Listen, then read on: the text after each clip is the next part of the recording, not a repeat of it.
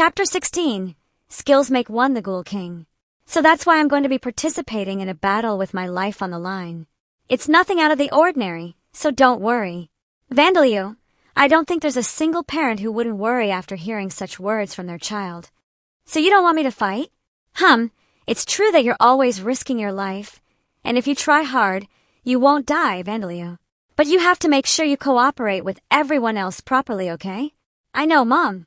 The spirit of a kobold shaman that had been split in half vertically by Bugin's magic sword spent 7 days traveling to this ghoul village.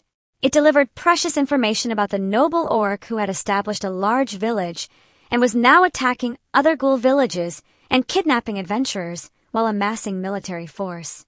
Vandalio had been worried that the ghouls wouldn't believe this information, but they didn't doubt him. He was earnestly happy that they trusted him. 300 orcs, and 100 each of goblins and kobolds. What will we do?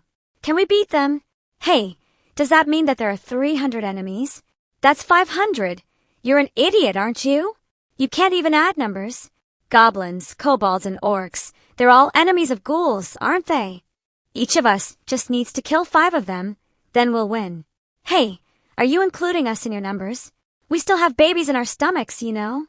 Bilda-san is 4 months pregnant, so I do believe that strenuous movements such as those of battle would be impossible for her. And their leader is a noble orc. No matter how weak he is for a noble orc, he'll be stronger than Mother and Vigoro. What? Bajia, are you saying that Vigoro would lose to him? Of course. It's obvious that I'd lose. Vigoro, I'm sure you'd win. Face the facts, you morons. Well, while Vandalio was feeling happy about being trusted, the ghouls were seriously discussing what to do about the large village of orcs. This was only natural. Their survival depended on the decisions they made here. The ghouls were seated in a circle around a fire in an open space, holding a large emergency meeting to decide the actions that the village would take. Boy, could you please confirm the enemy's numbers one more time? Since the ghouls at the meeting weren't settling down, Zadiris asked Vandalio to repeat the kobold shaman's information. Incidentally, the kobold shaman informant's spirit had collapsed soon after reporting this information to Vandalio. In order to gain revenge over the noble orc who had killed it, it had used its experience as a spiritualist even after its own death to communicate with other spirits and make its week-long journey to this village. Nobody would know whether it was simply very determined for revenge on its killer or affected by Vandalio's death attribute charm skill from very far away. Either way, now that it had delivered the information, it was now floating around Vandalio like it was dozing off. The enemies are 300 orcs, 100 goblins, 100 kobolds, and a few dozen tamed beast-type monsters. There are about 600 enemies in total. The chief is a noble orc, and he has 3 sons.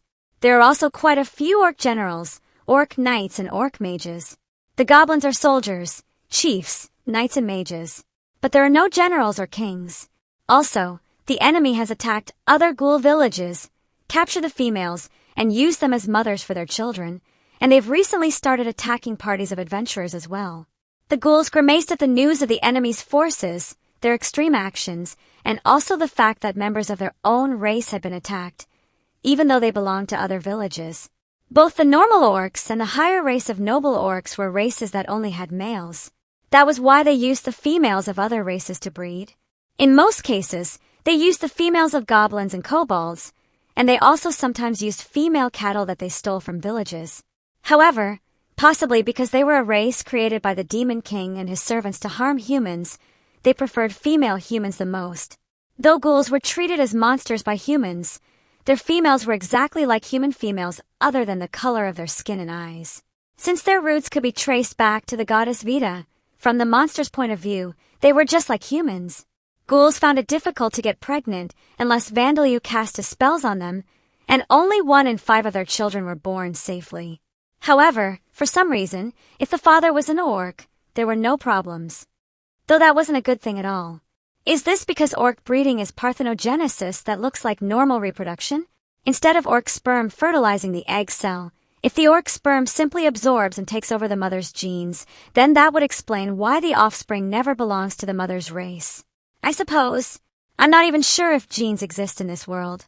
Well, either way, none of this helps to solve the ghouls' declining birth rates. Vandalio was contemplating these thoughts, but the ghouls had calmed down and began to discuss what to do once more after hearing his words. There were 4 very different opinions expressed at the meeting. Hey, the orcs are targeting human villages and cities, right? Then they have nothing to do with us, do they? In that case, we just have to sit here and do nothing. The opinion that the ghouls should simply watch what the orcs decide to do.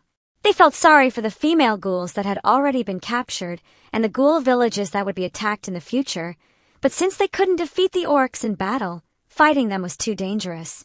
Well, Zadiri's village had no obligation to risk themselves to help the other ghoul villages. It was cold, but it was meaningless for their village to come to ruin by trying to help others. However, this would be a poor move. The noble orc leading the orcs had been waiting for Zadiri's to die. The reason for this was obvious. He was planning to attack this village once Zadiri's died. Groups of monsters were generally ruled as dictatorships, where the ruler decided everything. Since the ruler of these orcs had been observing this village, there was no chance that they could avoid his attention. Conflicts between humans could be resolved through peace treaties, but monsters didn't possess such concepts. And even if the noble orcs somehow decided to leave this village alone, what would come next? If the orcs failed their attack on the humans, adventurers would come to this devil's nest in large numbers. They would hunt down the remnants of the noble orcs' forces to ensure that no large group of orcs would ever form again. The nation of Murg was the country at the front of the Orbalm Kingdom. Its army was likely powerful, and it would surely have many adventurers. The chance that the noble orcs' plan would fail was close to 100%. How about running away while the orcs are making their noise? I suppose not. There was a ghoul suggesting this, but he rejected his own idea. Of course, this was because it was unrealistic for 100 ghouls to be able to run away. The forest of this devil's nest was quite spacious, but it would be difficult for 100 ghouls, including pregnant women, to run away unnoticed by the orcs. It was possible to escape to another devil's nest or simply outside of this devil's nest, but these ghouls had lived in this devil's nest generation after generation and were unfamiliar with the geography outside. Darcia and Sam were quite knowledgeable about it, but they only knew that escaping to a devil's nest on the Murg side would take over 10 days, and even if they made it there, the chance of being discovered by humans was high, and nobody knew what was around the mountain range. Just in case, Vandaliu had sent out small undead such as insects and small birds to the mountain range today, but it would take them over a month to discover anything. Then are we going to surrender to the orcs? Definitely not. We're better off dead than doing something like that. As Bilda said, the option of surrendering to the orcs and falling under their control was out of the question. The men would be used as slaves and soldiers like the goblins and kobolds, used to fight against the humans until they all perished. The women would become mothers for the orcs. That would be the worst possible outcome. Let's fight. Let's reach out to the other ghoul villages as well. In the end, Bastia's view was the most realistic. They had to reduce the difference in numbers as much as possible and then attack before they were attacked. Vandaliu knew that they would be busy for the next little while. Well then, before that, there's something I need to say. Vigoro, the next chief, spoke in a serious tone, staring at Vandaliu. Vandaliu, you should leave this village as soon as possible. No. Anyway, I have a suggestion. Wait. Don't change the subject. As Vandaliu immediately rejected Vigoro's request for him to leave the village, Vigoro became flustered for some reason. At this rate, you'll end up fighting the orcs with us, you know. Are you alright with that? That's fine with me. Anyway, my suggestion is, that's not fine at all. Don't be so stubborn. I won't leave. Stop interrupting me. Vigoro had been doing nothing but interrupting people up until now, and now he was telling Vandaliu not to interrupt him. Vandaliu couldn't understand. Was saying, that's fine with me a bad idea? He supposed that it sounded self-important to be safe. Should he have replied, I do not mind? Vandaliu pondered whether it was his choice of words that was the problem, but Vigoro scratched his mane and began shouting. This is a fight between us ghouls and them orcs. It has nothing to do with you. Vandaliu had stayed in this village for a long time, but he was not a ghoul. And he had said that he would one day leave this village and cross the mountain range to get to the Orbalm Kingdom. That was why he shouldn't tie his fate to that of the ghouls. He was only a 2-year-old child. He shouldn't get involved in a battle whose outcome was so uncertain. It does have something to do with me. You are all my companions and my family. By the way, Could you listen to my suggestion now? However, this 2-year-old boy did things at his own pace. He said these emotional words in a flat tone with no signs of embarrassment, and then tried to change the subject once more. What can you even do in the first place? Resisting the urge to smile after being told that the ghouls were family to Vandaliu, Vigoro shouted this question at him. Indeed, if one were to divide the people of this world into the strong and the weak, Vandaliu would fall into the weak side. His mana pool vastly exceeded what was normal, and as a damper, his physical strength exceeded that of a normal adult at the age of 2. On top of that, he was able to use death attribute magic that nobody in this world knew about. However, that was all. He had no understanding of martial arts, and his knowledge of group battle tactics and strategy was all self-taught. There was no way that he would be a good tactician. His vast mana pool was nothing more than simple mana. He couldn't use it to directly kill monsters, and no matter how much mana he had, he would die if his vitality dropped to 0. The only ways Vandaliu could use his mana was through death attribute magic and no attribute magic. Death attribute magic was limited in its options for direct attacks, and he had only just recently learned no attribute magic, and he was still inept with it. If the enemies were mages, then he could use the magic absorption barrier to render them useless, but the enemies were orcs this time. Few of them were orc mages, and as a race, they relied on their physical strength to charge at their enemies with their weapons. Vandaliu himself had been aware of all of this ever since Darcia had been killed. However, he was also aware that there was any number of things that he was able to do. First, me being here would contribute 3 rotten beasts, a phantom bird and a skeleton soldier, as well as Sam, Saria and Rita. Sam, and the others were all Vandaliu's servants. Of course, if Vandaliu were to participate in the battle against the orcs, they would participate too. Since they were all at least rank 3, the military strength that they added wasn't small by any means. And I think when you reach out to the other ghoul villages, having me around will be convenient. It was already known that ghouls were affected by the death attribute charm skill, so Vandaliu pointed out that this would be useful. Knowing that he was right, Vigoro could only let out a groan. You should leave it at that, Vigoro. Everyone knows that you were thinking of what is best for the boy when you spoke. Yeah, and Van is family to us as well, and the same goes for the others of our race, right? Yeah. Vigoro, don't push yourself. That's right, you can't say that he has nothing to do with it, even if you don't mean it. Vigoro was on his own. I don't care anymore. I'm going to make sure you're so heavily involved that nobody will ever say that it has nothing to do with you again. It seems that the next chief has given his authorization, boy. So what is your suggestion?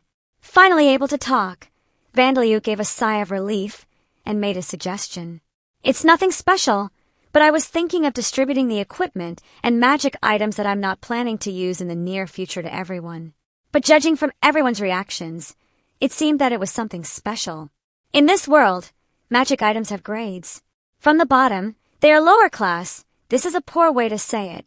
So these have also recently started to be called beginner class, middle class, upper class, special class, legendary class, and mythical class. Translator's note. I'm not entirely sure what this means, but it might have to do with the fact that /CACU, lower class, can also translate to junior. Lower class items are things like swords that aren't as susceptible to rust as normal swords, leather armor that doesn't hurt the body if slept in, timers that ring an alarm after an hour, magical stoves similar to the portable gas stoves of Earth, magical street lights, and the like. Many of them are plain, everyday items that people from Earth wouldn't normally think of as magic items. The real magic item-like items start at the middle class, and many items that adventurers use belong to this class. Upper-class items are significantly more valuable and difficult to obtain, and special-class items are few and far between, treated as national treasures.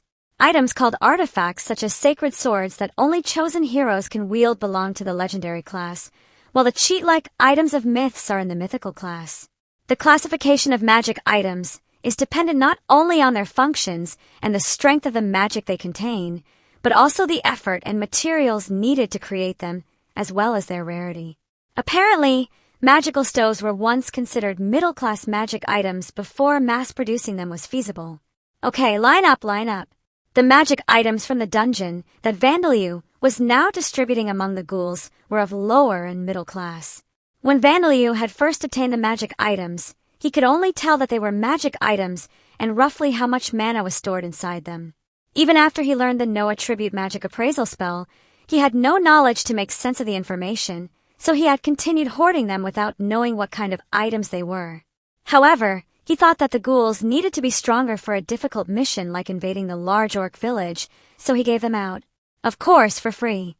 This came at a great cost to Vandaliu, but he had simply been hoarding them with no way to sell them for money anyway, and he had simply received them from the undead of the dungeon, or found them inside treasure chests. He felt no attachment to them as he hadn't struggled to obtain them, and so he generously gave them away.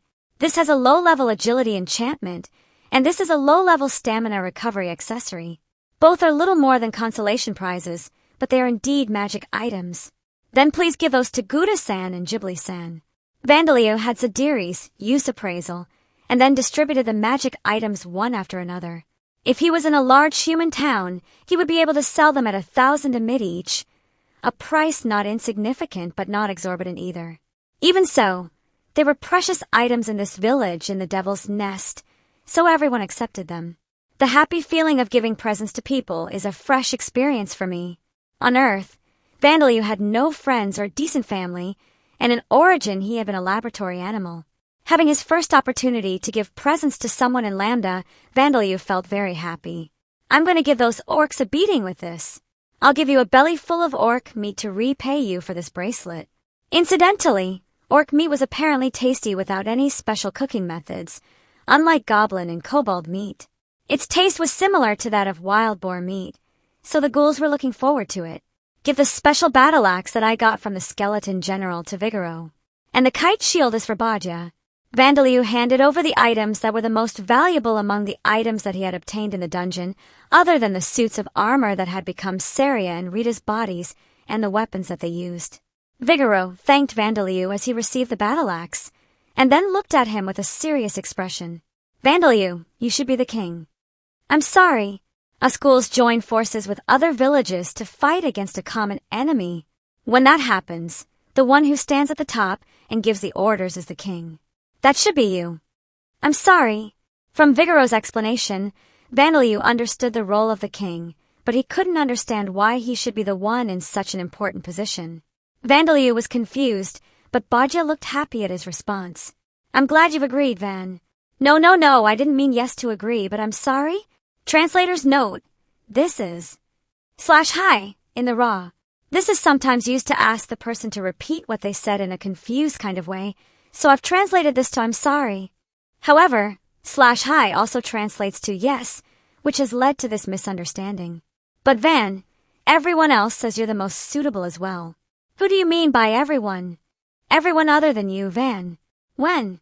It seemed that they had been discussing it while the magic items were being distributed. Congratulations, Bakken. This is a great success for you. We'll do our best, too. Sam and his daughters had apparently also participated in the discussions. It seemed that not a single person had any complaints. Sam's faint, white spirit form raised his hand, giving Vandaliu a thumbs up. Rita and Saria were also giving a rattling applause. Oh, Vandaliu, you've become such a fine boy. Darcia had woken up without Vandaliu noticing and was now crying tears of happiness. Was she feeling like a parent whose child had been chosen as the class representative or put in the leading role in the school arts festival? No. Let's not get ahead of ourselves. You might all be fine with it, but will the other villages agree? I'm a damper, you know. I'm of a different race. Will they accept such a king? It will be all right. That is not a problem. Yeah, if it were a human, then there'd probably be some opposition, but since you're a damper, it'll be fine. Well, even I think that it'll probably be fine. The founder of ghouls was thought to be the younger brother or sister of the founder of vampires. A damper whose blood was half vampire was something like a relative for ghouls. In addition, dampirs were considered monsters by the Amid Empire and its nations. And Vandaliu possessed the death attribute charm skill. Even Vandaliu knew that the other ghoul villages wouldn't be strongly opposed to him being the king. And you do meet the requirements to be the king, boy, in terms of your ability and achievements. Vandaliu had once told Zadiris that he possessed the strength and follower skill. Boy, the strength and follower skill that you mentioned to me before does exactly as its name suggests, increasing the attribute points of your followers. Your followers are your undead, and we will be your followers as well. In other words, if you stand at the top position as king, you will strengthen all of the ghouls that follow your command. That skill is something like a king-specific skill. The Strengthen Follower skill is something that any monster bearing the title of king possesses. Thanks to this skill, the group of monsters led by the king is stronger than normal, and their numbers are also greater. Though Zadiris didn't know this, there was once a goblin king who had obtained a level 10 Strengthen Follower skill, and his followers fought evenly against fully armed knights, wielding only tree branches and wearing fur loincloths. There was a reason that the Adventurers Guild treated the appearance of a king as a disastrous event. You are the one who made an effort to correct our weakness of not being able to reproduce easily, did you not? You opened up our future and helped us prosper. You have already shown success in doing so as well. If these are not the achievements of a leader, then I do not know what are. Vandaliu felt that Zadiris was exaggerating with her words, but difficulty with reproduction was a problem that ghouls as a race faced, and the fact that they couldn't increase their numbers had been a heavy restriction that prevented them from expanding. If the other ghouls knew that Vandaliu had a way to solve this problem, they would gladly gather to follow his command. Having never imagined that solving the problem of the ghouls' declining birth rates would lead to this, Vandaliu put a hand to his forehead. Vigoro seemed happy that things had gone well. He had made Vandaliu heavily involved as he had said he would, but he was slightly immature about it. I understand. I will become the king. And so Vandaliu became the Ghoul King before even becoming an adventurer. Vandaliu has acquired the title of Ghoul King. The level of the Strengthen Followers skill has increased. Translator's note, this is /Furitsuna, which literally means second name. I previously translated this as nickname when it appeared early in the series. Now that I know what this actually is, I'm retranslating it to title and applying this change to previous chapters as well. The first job for this king was armor fitting. Gudan, are there any tight or hard to move parts? It's hard to move my elbows and neck, and my helmet is too tight. Ghoul men possessed the heads of lions and had arms so long that their fists would reach the ground even if they were standing upright. Since their appearance was so different from humans, they couldn't use the human-designed armor that Vandaliu had distributed without some adjustments. Normally, a skilled craftsman, and some time would be needed to alter them for ghoul use. Now then, stand up. However, Vandaliu had thought of a method that didn't require either. First, he would have the ghouls put the armor on, and then turn them into living armor, to be more accurate, armor-shaped golems. The shape of the armor is going to change, so try moving your arms and neck. With a creaking noise, the armor gradually changed shape with the use of the golem transmutation skill. It took less than 10 minutes for the metal human-shaped armor to become suitable for ghoul use. It looked unrefined as it had no decorations, but it had plenty of function. There were some parts that the armor didn't cover because the ghoul's arms were so long, but that would be fixed by using leather parts made from monster hides. Oh, it's become really comfortable. Thanks, King. You're welcome. Next person. This work wasn't king-like at all, but since the village's craftsmen had only worked with monster hides, bones, and horns before, they were unable to adjust the metal armor. That was why there was no option but for Vandaliu to do it himself. The king-like work, visiting the other ghoul villages and requesting for their cooperation, would begin tomorrow. The villages had been established in a way that their hunting grounds didn't overlap, so they were quite far apart, and they thought of each other as rivals when there wasn't a common enemy, so even Zadiris didn't know their exact locations or numbers. Vandaliu's insect, undead, and spirit informants would help them estimate where they were. This seemed like an unexpectedly slow plan, but the noble orcs' village wouldn't act before spring, and possibly even as late as summer, so they had time. Of course, they wanted to save the captured female ghouls as soon as possible, but rushing things and getting defeated would be pointless. Incidentally, the ghouls didn't really think about saving the female adventurers that had been captured. Adventurers were normally enemies for ghouls. Bajia and Bilda seemed to sympathize for them as women, but not enough to risk anything for them. And Vandaliu had no desire to do so either. The adventurers of the nation of Murg were enemies for him as well. He knew that it was possible that if he saved them, they would say something like, "Thanks for saving us. In return, we'll exterminate you, okay?" Well, If I saw them being tormented with my own eyes, or if it turned out that they were people I knew, then I might think to save them. Vandalyu was aware that if he saw women being hurt, he would associate them with Darshia, and his blood would quickly rise to his head. I suppose we'll do what we can quickly and efficiently, and if they're still alive after we win, then I'll save them. If he abandoned captured adventurers, he was worried about what the cheaters who would be reincarnated here in the future would say, so he did intend to save them in the end. Now that I think about it, should I tell Zadiris and the others about my circumstances? Yes, I'll tell them after this. Zadiris, Vigoro, Bajia. Those three, I suppose. I'll make them heavily involved with me as well, just as they've done with me. As Vandalyu was thinking this strange revenge, the next person needing armor fitting came forward. It was Bajia. Bajia, is it tight somewhere? Vandalyu had been told to drop the honorifics now that he was king, so he omitted the san, and Bajia replied with a casual yeah. He had thought that the women's armor wouldn't need adjustment, as ghoul women had identical body shapes to humans. My chest is a little, no, very tight. Now that you mention it, most of the armor was designed for men. He realized that he needed to adjust everyone's armor after all. The levels of the golem transmutation surpass limits and status effect resistance skills have increased. Name, Vandalyu. Race, Damper, Dark Elf. Age, 2 years, 6 months old. Title, Ghoul King. Job none. Level 100. Job history, none. Attributes, Vitality, 47. Mana, 113,551,200. Strength, 40. Agility, 16. Stamina, 42. Intelligence, 75. Passive skills, Superhuman Strength, Level 1. Rapid Healing, Level 2. Death Attribute Magic, Level 3. Status Effect Resistance, Level 4, Level Up. Magic Resistance, Level 1. Dark Vision, Mental Corruption, Level 10. Death Attribute Charm, Level 3. Chant Revocation, Level 1. Strengthen Followers, Level 2, Level Up. Active Skills, Bloodsucking, Level 3. Surpass Limits, Level 3, Level Up. Golem Transmutation, Level 3, Level Up. No Attribute Magic, Level 1. Mana Control, Level 1. Spirit Form, Level 1 New. Curses, Experience gained in previous life not carried over. Cannot learn existing jobs. Unable to gain experience points independently. About titles.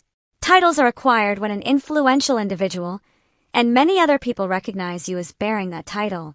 It is also known as a written name, alias, or degree. The effects of a title depends on the reason the title has been bestowed on the individual and the meaning of the title, granting new related skills or increasing the levels of existing ones and strengthening their effects. Ghoul King. This title increases the effects of the strengthened followers and death attribute charm skills on ghouls. Also, it increases the level of the strengthened follower skill and treats the value of the number of ghouls under its influence as double when calculating other effects. Skill Explanation. Strengthened Followers. This skill increases the attribute values of individuals belonging to a race under the skill bearer's influence. It also has the effect of increasing fertility and the rate at which the offspring of affected individuals develop. This skill's level increases as the number of followers increases. The skill is level 1 below 100 followers, level 2 at 200 followers, and level 3 at 500 followers. The humans, elves, and dwarves that are designated as people in the Amid Empire cannot acquire the skill, but the new races created by Vita can acquire it in rare cases. However, the majority of creatures that possess this skill are monsters such as goblin kings.